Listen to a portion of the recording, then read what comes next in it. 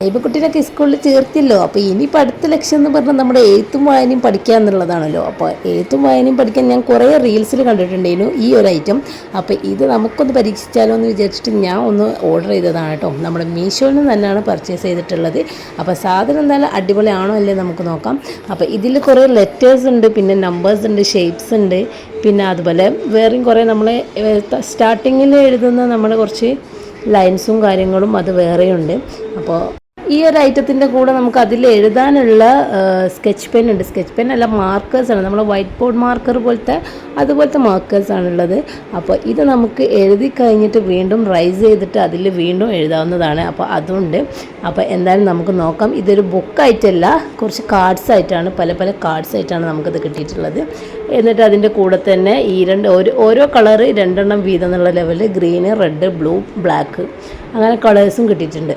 എന്തായാലും സാധനം അടിപൊളിയാട്ടോ. മക്കൾക്ക് എഴുതി പഠിപ്പിക്കാൻ വേണ്ടിയിട്ടാണെങ്കിൽ ഇനിയിപ്പോൾ നമ്മൾ പ്രഷർ ചെയ്യൊന്നും വേണ്ട, അവരെന്നെ ഇരുന്ന് എഴുതിക്കോളും എന്നാണ് എനിക്ക് തോന്നുന്നത്.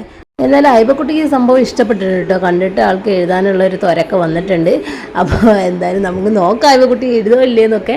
എന്തായാലും ഇതിൽ എഴുതിയിട്ട് നമുക്ക് എന്തായാലും റൈസ് ചെയ്തതിന് ശേഷം നമുക്ക് വീണ്ടും യൂസ് ചെയ്യുന്നതിനെ കൊണ്ട് നമുക്കിതെന്തായാലും ഉപയോഗപ്പെടും, അത് ഉറപ്പാണ്. അപ്പോൾ എന്തായാലും ഇഷ്ടപ്പെട്ട എല്ലാവരും ലൈക്ക് ചെയ്യുക, ഷെയർ ചെയ്യുക, സബ്സ്ക്രൈബ് ചെയ്യാം.